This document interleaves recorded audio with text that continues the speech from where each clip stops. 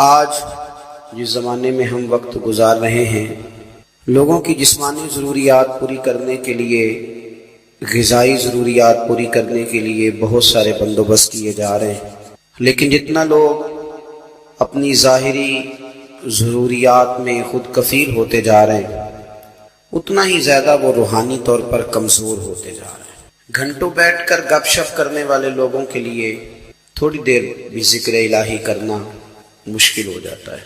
لمبی چوڑی باتیں کرنے والے، لمبے چوڑے دلائل دینے والے لوگ اور سمجھدار لوگ اور سیانے لوگ عبادت کے معاملے میں سستی کرتے ہیں، عمل کے مسئلے میں کمزور ہو جاتے ہیں۔ تسبیحات کرنا، وظائف پڑھنا، درود و سلام پڑھنا، کم بولنا، سچی بات کرنا، صبر سے رہنا، شکر کو اپنانا، قناعت اختیار کرنا، حسد، بغض، عداوت سے بچنا، یہ لوگوں کے لیے مشکل ہو جاتا ہے۔ پھر اس کا نقصان یہ ہے کہ معاشرہ ایک عجیب سی بے سکونی اور بے قراری کا شکار ہے۔ جیب میں بہت زیادہ پیسے رکھنے والا، خوش شکل نظر آنے والا، پیٹ بھر کے روٹی کھانے والا شخص بھی ڈھونڈتا پھرتا ہے کہ آخر میں پریشان ہوں کیوں۔ آپ انسانیت کی تاریخ پڑھیں گے تو آپ کو معلوم ہوگا کہ انسان نے کبھی پتھر کی پوجا کی، کبھی معاذ اللہ چاند سورج کی، درختوں کی، بتوں کی پوجا کی۔ معاذ اللہ یہ غلط ڈائریکشن پہ تو چڑھ گیا، لیکن ایسا نہیں ہے کہ کوئی بندہ دنیا میں آیا ہو اور کسی کی اس نے عبادت نہ کی ہو۔ اس لیے کہ اللہ تبارک و تعالیٰ نے جس طرح ہمارے جسم میں کھانے کی طلب رکھی ہے، پینے کی طلب رکھی ہے، سونے کی طلب رکھی ہے، اسی طرح اللہ تعالیٰ نے عبادت کے لیے طلب رکھی ہے جسم میں۔ یہ تو ہوا کہ انسان گمراہ ہو گیا، غلط رستوں پہ چل نکلا، اس نے جھوٹے معبودوں کی طرف معاذ اللہ توجہ کر لی، لیکن وہ کسی نہ کسی کے سامنے جھکتا رہا، چونکہ اس کے وجود میں طلب تھی، شوق تھا اسے کہ وہ عبادت کرے۔ اللہ تبارک و تعالیٰ جب مسلمان کو توفیق دے اور اللہ کی بارگاہ کی جانب وہ رجوع کرے تو پھر اس کا رویہ یہ ہونا چاہیے کہ اس کی توجہ ہو اللہ کی جانب۔ ہمارے ہاں تسبیحات پڑھ لی جاتی ہیں اگر کبھی موقع ملے، لیکن وہ خاص انہماک، وہ خاص شوق، وہ خاص ذوق اللہ تبارک و تعالیٰ کی عبادت کا۔ ایک ہوتا ہے نماز پڑھنا، ایک ہوتا ہے اہتمام کے ساتھ نماز پڑھنا، یعنی ذرا وقت پہ اٹھنا، ذرا صحیح کر کے وضو کرنا، ذرا شوق سے مصلی بچھانا۔ ایک ہوتا ہے تسبیح پڑھ لینا، اور ایک ہوتا ہے ذرا تھوڑا سا نا شوق کے ساتھ اللہ کو یاد کرنا۔ آپ کبھی جو میں نے آیہ کریمہ پڑھی، اس کی آپ شان نزول دیکھیں۔ نبی کریم صلی اللہ تعالی علیہ وسلم کے نا کچھ صحابہ اللہ کی محبت کے شوق میں حضور کی بارگاہ میں حاضر ہوئے، اور انہوں نے آ کے عرض پتہ کیا کیا؟ عرض کرنے لگے، یا رسول اللہ صلی اللہ تعالی علیہ وسلم، سالوں بیت گئے ہیں سجدے کرتے ہوئے، حضور سالوں بیت گئے ہیں تسبیح پڑھتے ہوئے، سالوں بیت گئے کہتے ہوئے کہ سبحان اللہ وہ پاک ہے، ہمیں سالوں بیت گئے یہ کہتے ہوئے کہ اللہ اکبر وہی سب سے بڑا ہے، سالوں بیت گئے کہتے ہوئے کہ الحمدللہ ساری تعریفیں اللہ کے لیے، سالوں بیت گئے اس کی تسبیح کرتے، تحلیل کرتے، تکبیر کہتے۔ حضور اب نہ ہمارا اپنے رب سے ملنے کو جی چاہتا ہے، کبھی اے حقیقت منتظر نظر آنا لباس مجاز میں، لاکھوں سجدے تڑپ رہے ہیں میری جبین نیاز میں۔ اور اقبال کہنے لگے کہ تیرے عشق کی انتہا چاہتا ہوں، تو میری سادگی دیکھ کیا چاہتا، میرا ذرا سا تو دل ہے مگر شوق اتنا، میں وہی لن ترانی سنا چاہتا ہوں۔ میرا بھی دل کرتا ہے کہ اللہ میں تجھے کہوں، میں تجھے دیکھنا چاہتا ہوں، جس طرح حضرت موسیٰ کلیم علیہ السلام نے کہا تھا، اور تو مجھے کہے کہ لن ترانی، تو نہیں دیکھ سکتا، ذرا سا تو دل ہے مگر شوق اتنا، میں بھی وہی لن ترانی سنا چاہتا ہوں۔ پھر کہنے لگے بھری بزم میں راز کی بات کہہ دی، بڑا بے ادب ہوں سزا چاہتا ہوں۔ دیکھو سب لوگوں کے بیچ ہی میں نے یہ کہہ دیا۔ میرے عزیز صحابہ نا شوق میں، کتنے سارے لوگ ہیں آپ، کتنی ماشاءاللہ بڑی تعداد میں آپ آئے، ہم بھی کبھی اس شوق میں گئے ہیں کہ ہمارے رب کو دیکھنے کو دل چاہتا ہے، ہمارا جی چاہے وہ کبھی ہمیں ملے، ہم کبھی اس کی زیارت کریں، اس کی بارگاہ کرم میں ہم حاضر ہوں۔ صحابہ نے عرض کیا یا رسول اللہ صلی اللہ تعالی علیہ وسلم، ہمارا رب کہاں ہے؟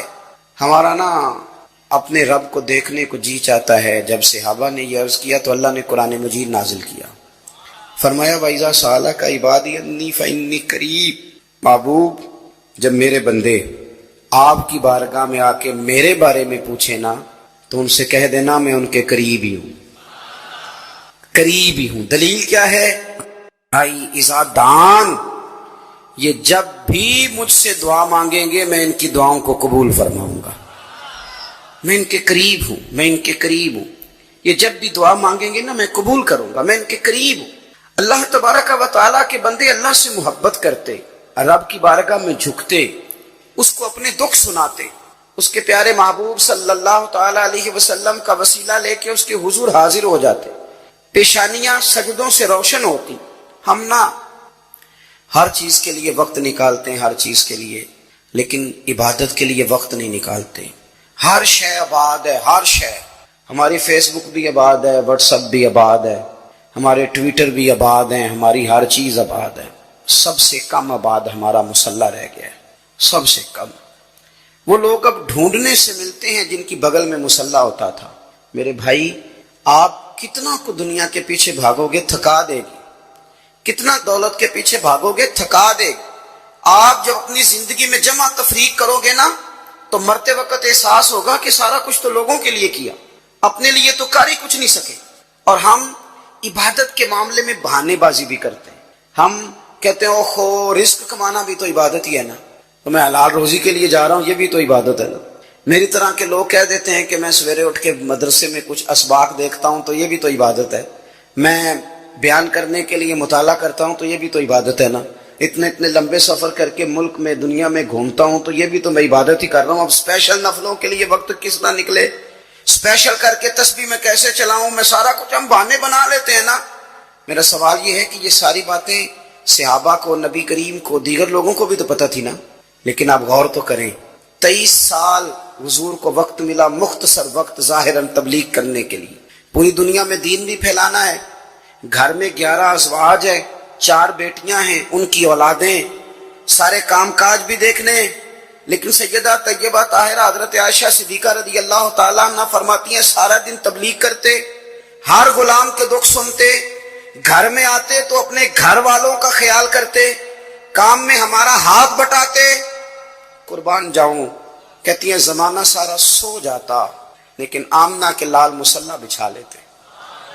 دنیا سو گئی، ساری سب سو گئے، جو خدام تھے، وہ جو غلام تھے وہ سو گئے۔ صحیح مسلم میں لفظ ملیں گے، سیدہ پاک فرماتی ہیں او میرے نبی کے غلاموں، میں نے یہ رنگ بھی دیکھا ہے کہ حضور نے اتنا کھڑے رہے، اتنا قیام کیا، اتنا قیام کیا کہ مقدس پیروں میں ورم آ گئے، سوج گئے پیر اتنے بڑے۔ دل پہ ہاتھ رکھ کے نہیں بتا سکتا کہ میرے کبھی نماز میں پیر سوج گئے، کوئی نہیں بتا سکتا۔ بچوں کی روٹی کماتے تھک گئے بات الگ ہے، ہم سیر کرنے گئے تو تھک گئے بات الگ ہے، لیکن عبادت میں یہ بھی تو مسلم شریف ہے نا، یہ بھی تو دین ہے نا، یہ بھی تو حضور کی سنت ہے، یہ بھی تو وہ چیز ہے جو کریم کی آنکھوں کی ٹھنڈک ہے۔ سیدہ فرماتی ہیں پیروں میں ورم آ گئے، اور ساری رات ہی حضور نے نماز پڑھی اور ایک ہی آیت بار بار دہرائی۔ مسجد نبوی میں بلال حبشی نے فجر کی اذان دے دی اور حضور ابھی مصلی پہ تھے، کریم فارغ ہوئے۔ میں نے عرض کی یا رسول اللہ صلی اللہ علیہ وسلم، آپ کے تو صدقے اللہ اگلے پچھلوں کے گناہ معاف کرے گا، تو آپ اتنی آہوزاری کیوں فرماتے ہیں؟ آپ تو شفیع ہیں، آپ تو انبیاء کے امام ہیں۔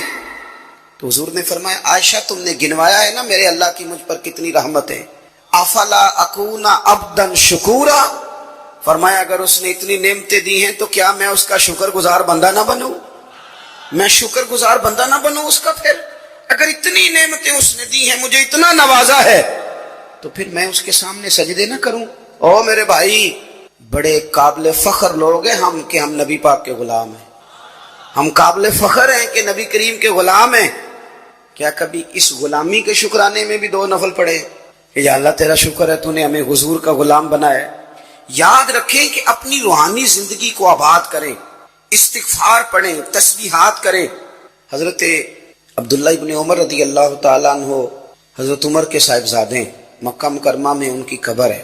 میں نے جب انہیں پڑھا تو مجھے ان سے بڑا پیار ہو گیا، لیکن آپ کو پتہ ہے وہاں جا کے کسی شخص کا مزار تلاش کرنا یا پوچھنا ایک مشکل کام ہوتا ہے۔ تو ایک دفعہ میں مکہ شریف میں حاضر تھا تو ایک گاڑی والا ڈرائیور مجھے کہنے لگا کہ مولانا میں آپ کو جانتا ہوں، مجھے آپ سے محبت ہے، ایک بات بتاؤں آپ کو؟ میں نے کہا بتاؤ۔ کہنے لگے حضرت عبداللہ ابن عمر کی قبر دیکھنی ہے۔ میں نے کہا یہ تو نہیں کہہ رہا، یہ کسی نے بندوبست کرایا ہے، یہ اللہ نے تیرے دل میں بات ڈالی ہے، یہ ہو گیا تو لے چل مجھے۔ حضرت عبداللہ ابن عمر کو نبی پاک نے فرمایا تھا راجل صالح، یہ نیک بندہ ہے، یہ متقی آدمی۔ حضرت عبداللہ ابن عمر رضی اللہ تعالیٰ عنہ سیدنا فاروق اعظم رضی اللہ تعالیٰ عنہ کے صاحبزادے ہیں، اور ان کی ہمشیرہ سیدہ حفصہ رضی اللہ تعالیٰ عنہ حضور کی زوجہ محترمہ۔ ایک دن اپنی ہمشیرہ سے کہنے لگے کہ نبی کریم صلی اللہ تعالیٰ علیہ وسلم گھر میں آئے نا، اور اگر حضور غم امت میں پریشان نہ ہوں، طبیعت کو حشاش بشاش دیکھو، تو ذرا پوچھنا تو صحیح حضور کا میرے بارے میں کیا خیال۔ انسانی زندگی میں بہت ساری چیزیں ایسی ہوتی ہیں جن کا انسان کی زندگی پر اثر ہوتا ہے۔ ظاہر ہے زہر موت کا سبب بن سکتا ہے۔ تریاک ایک ایسی چیز ہوتی ہے جو زہر کے اثر کو بھی کاٹ دیتی ہے۔ جب آپ کسی شخص کو برا بھلا کہتے ہیں تو لازمی نتیجہ یہ ہوتا ہے کہ وہ شخص آپ سے ناراض ہوتا ہے، اس کے چہرے پر آپ کے لیے اچھے تاثرات نہیں ابھرتے۔ اور جب آپ کسی شخص سے محبت کی بات کرتے ہیں، پیار کی بات کرتے ہیں، تو وہ آپ کے قریب ہو جاتا ہے۔ آپ نے اگر کسی شخص کو مکہ دکھایا تو ظاہر ہے اسے غصہ آئے گا، لیکن اگر آپ نے کسی کو نظر جھکا کے محبت سے سلام کیا ہے تو یقیناً اسے آپ سے محبت ہوگی، آپ پہ پیار آئے گا۔ انسان کے اعمال کا اس کی زندگی پر اثر پڑتا ہے۔ ہمارے جو روزمرہ کے معاملات ہوتے ہیں، اگر وہ صالحیت والے ہوں، نیک ہوں، اچھے ہوں، تو وہ ہماری زندگی پر اثر چھوڑتے ہیں۔ اس سے ہماری زندگی خوبصورت ہوتی ہے، معنی خیز ہوتی ہے، ٹھنڈی ہوتی ہے، راحت والی ہوتی ہے۔ اور ہمارے اعمال اگر بد ہوتے ہیں، برے ہوتے ہیں، تو اس کا لازمی نتیجہ یہ نکلتا ہے کہ ہماری زندگی سے سکون چلا جاتا ہے، آزمائشیں، پریشانیاں، تکالیف، دکھ بڑھ جاتے ہیں۔ قرآن مجید فرقان حمید نے ان دونوں عنوانات کو بیان کیا، فرمایا کہ من عمل صالحا من ذکر او انثی، جو بھی نیک عمل کرے، چاہے مرد ہو چاہے عورت ہو، وہو مؤمن، ہو وہ مومن، فلنحیینہ حیاتا طیبہ، ہم ضرور اسے پاکیزہ زندگی عطا فرمائیں۔ اگر نیک اعمال کرو گے تو شرط ایک ہی ہے کہ مومن ہو، باقی مرد ہو یا عورت ہو یہ کوئی شرط نہیں۔ اگر نیک اعمال کریں گے تو فلنحیینہ حیاتا طیبہ، پھر ہم پاکیزہ زندگی اس شخص کو نوازیں گے۔ مسند امام احمد بن حنبل میں حضرت ابو ہریرہ رضی اللہ تعالیٰ عنہ سے مروی حدیث موجود ہے، نبی اکرم صلی اللہ تعالیٰ علیہ وسلم نے ارشاد فرمایا کہ رب کریم فرماتا ہے اگر میرے بندے کرے میری فرما برداری تو میں رات کو ان پر بارش برساؤں گا، دن کو سورج طلوع کروں گا، اور کبھی انہیں کڑک کی آواز بھی سنائی نہیں دے گی، آواز بھی کبھی ان کے قریب نہیں آئے گی کڑک کی۔ اگر میری فرما برداری کریں تو میں ان کے لیے آسانیاں کر دوں گا، رحمت ہو جائے گی۔ ہمارے جو اعمال ہوتے ہیں وہ لازمی طور پر ہماری زندگی پر اثر انداز ہوتے ہیں۔ آپ خود دیکھ لیں، ایسا نہیں ہے کہ ہماری باتیں صرف سامنے والے پر اثر کرتی ہیں، ہماری گفتگو، ہماری بات، ہمارا انداز ہمارے اپنے اوپر بھی اثر انداز ہوتا ہے۔ آپ کوئی کسی کو ہنسانے والی بات کرنا چاہ رہے ہیں اور آپ نے گفتگو چھیڑی ہے، کوئی بات ایسی ہے جس میں کوئی ایسی بات ہے جس میں لوگ ہنسیں گے، کوئی لطیفہ ہے، کچھ ایسا ہے، تو وہ بات ابھی آپ نے سنائی نہیں، ابھی وہ آپ کے ذہن میں ہے، آپ سنانا چاہ رہے ہیں، لیکن اس کو سوچ کر آپ ہنسنا شروع کر دیتے ہیں۔ اور بہت سارے لوگ ایسے ہوتے ہیں جو بات کر ہی نہیں پاتے، ہنس ہنس کے لوٹ پوٹ ہوتے رہتے ہیں۔ بالکل اسی طرح اگر کوئی شخص ایسی بات کرنا لگا ہے جو دکھ والی بات ہے، تکلیف والی ہے، اس کی زندگی کا کوئی کٹھن مرحلہ، تو بات کرنے سے پہلے وہ رو پڑتا ہے، اس سے بات نہیں ہوتی، اس طرح وہ پھوٹ پھوٹ کر تڑپ کر روتا ہے۔ تو اس کا مطلب ہے حالانکہ ابھی بات اس نے کی نہیں، ابھی اس کے ذہن میں ہے، وہ کرنے لگا ہے، لیکن رونا پہلے آ گیا۔ معنی یہ ہے کہ ہماری گفتگو کا صرف سامنے والے پر ہی اثر نہیں ہوتا، ہماری باتوں کا ہمارے اپنے اوپر بھی اثر ہوتا ہے۔ زندگی میں جو اعمال بھی ہم کرتے ہیں، جو ہم کہتے ہیں، جو ہم سوچتے ہیں، جس طرح کی زندگی ہم گزارتے ہیں وہ ہمارے اوپر اثر انداز ہوتی اور ہمارے اعمال کو وہ پوری طرح متاثر کرتی۔ اس لیے بخاری میں حدیث ہے، نبی اکرم صلی اللہ تعالیٰ علیہ وسلم نے فرمایا بندہ بولتے بولتے بعض اوقات ایسا جملہ بول جاتا ہے اسے پتہ ہی نہیں ہوتا اور اللہ تعالیٰ اس کے درجات کو بلند فرما دیتا ہے۔ ایک جملے کی وجہ سے، ایک بات کی وجہ سے، ایک خیر کی گفتگو کی وجہ سے اس کے درجات بلند ہو گئے، اور حضور فرماتے ہیں تمہیں پتہ ہی نہیں ہوتا، اور تم بولتے بولتے بات کرتے، یعنی تمہاری گفتگو تمہاری زندگی میں خود اتنا اثر رکھتی ہے کہ تم بات کرتے کرتے بعض اوقات کوئی ایسی بات کر دیتے ہو کہ اس جملے کی وجہ سے تمہیں خبر بھی نہیں، لیکن اس جملے کی سختی اتنی تھی، اس کی سزا اتنی تھی کہ اللہ اس جملے کی وجہ سے دوزخ کا فیصلہ کر دیتا ہے۔ کیا سمجھایا جا رہا ہے کہ ذرا نا سوچ کے بولو، ناپ تول کے بات کرو، اپنے جملوں کا وزن رکھو۔ جو منہ میں آیا ہے، جو طبیعت میں آیا ہے، جو من چاہے اسے کہہ نہ دو، پہلے ذرا دیکھو تو صحیح تم کیا کہنے لگے۔ غور تو کرو کہ تمہاری وہ جو گفتگو ہے وہ کس پس منظر میں ہے، کس عنوان پہ ہے، تم معافی ضمیر کو کن لفظوں اور کن جملوں کا سہارا لے کر تم بیان کرنے لگے ہو، تو ہمارے اعمال ہماری زندگی میں اثر انداز ہوتے ہیں۔ اور پھر یہ نہیں ہو سکتا کہ ساری زندگی انسان دوسروں کے رستے میں کانٹے بوتا رہے اور دوسروں کے لیے گڑھے کھودتا رہے اور اپنا رستہ اسے بالکل صاف مل جائے۔ یہ ہوتا نہیں۔ یہ نہیں ہو سکتا کہ وہ ساری زندگی لوگوں کے لیے اندھیرے خریدتا رہے، تراشتا رہے، اور خود وہ چاہے کہ اس کی زندگی میں ہمیشہ روشنی رہے۔ تمام عمر کے کانٹوں کی آبیاری پر عجیب شخص ہے، گلشن کی بات کرتا ہے۔ ساری زندگی بوتا کانٹے رہا ہے اور باتیں گلشن کی کر رہا ہے۔ ساری زندگی اس نے فصل وہ بوئی ہے جو لوگوں کو کاٹ دے گی، اور بات خوشبو اور پھولوں کی کر رہا ہے۔ تمام عمر کے کانٹوں کی آبیاری پر عجیب شخص ہے، اب گلشن کی بات کرتا ہے۔ یہ کیسے ہوگا؟ تو لوگوں کے لیے کھڈے کھودتا رہا ہے اور تیرے رستے کے اندر سپیڈ بریکر بھی کوئی نہ آئے، کوئی چیز تیرے لیے تکلیف کا، یہ ہو نہیں سکتا۔ اللہ کریم نے قرآن مجید میں بالکل اس عنوان کو بیان کیا، فرمایا وما اصابکم من مصیبت فبما کسبت ایدیکم ویعفو عن کثیر، فرمایا تمہیں جو بھی مصیبت پہنچتی ہے وہ تمہارے ہاتھوں کے کمائے ہوئے اعمال کی وجہ سے پہنچتی، ویعفو عن کثیر، اور بہت کچھ تو وہ معاف فرما دیتا ہے۔ کچھ اعمال کی سزا تمہیں ملتی ہے، زیادہ باتیں تو مالک مہربان ہے، اپنے فضل سے معاف فرما دیتا ہے۔ اپنی زندگی میں اعمال حسنہ سے اپنے آپ کو آراستہ کریں۔ آپ یقین کریں، ہم جو خیر کا عمل کرتے ہیں تو وہ ہماری زندگی میں بڑے اثرات ڈال کے جاتا ہے۔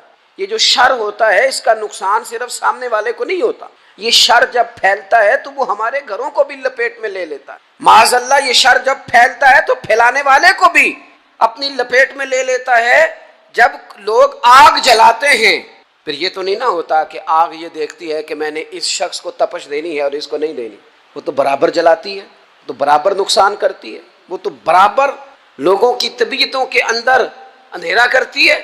تو اعمال پر غور کریں، زندگی میں غور کریں، رستہ آخر کون سا ہے۔ میں نے دیکھا ہے کچھ لوگ مستقل بنیادوں پر لگے ہوئے اور وہ اپنے آپ کو آراستہ نہیں کرتے اچھے اعمال کے ساتھ، وہ کسی کرشمے کے منتظر ہیں، کسی دعا کے انتظار میں، کوئی تعویذ چاہتے، وہ کہتے کوئی آئے اور کچھ ایسا کر جائے کہ ہماری زندگی بدل جائے۔ اپنے اعمال پر توجہ دیں، اپنے روزمرہ کی چیزوں کو دیکھیں کہ ایسا نہیں ہوتا کہ ہم کوئی ایسی چیز کھا لیں جو ہماری طبیعت کے ساتھ فٹ نہ ہوتی ہو تو ہمارا سارا سکون لے نہیں جاتی، ہم کوئی ایسی غذا استعمال کر لیں جو ہماری بیماری کو بڑھا دے تو وہ ہمارے لیے آزمائش کا سبب نہیں بن جاتی۔ تو بھائی ہمیں ان غلطیوں کا بھی پتہ ہوتا ہے کہ جو غلطیاں ہم کرتے ہیں تو ہماری زندگی بے چین ہو جاتی، ہمیں ان خطاؤں کا پتہ ہے کہ جن خطاؤں کی وجہ سے ہمارے لیے بہت تکلیف اور بہت آزمائش ہو جاتی ہے، یہ کسی کو کم پتہ ہوتا ہے۔ میں نے کسی سے ایک لفظ سنا تھا، میرے ذہن میں رہ گیا، کسی سیانے نے کہا تھا بندہ اپنا آپ ڈاکٹر ہوتا ہے، بندہ اپنا آپ طبیب ہوتا ہے، بندہ اپنا آپ ہی حکیم ہوتا ہے، اسے پتہ ہوتا ہے اس چیز سے طبیعت ٹھیک ہوتی ہے،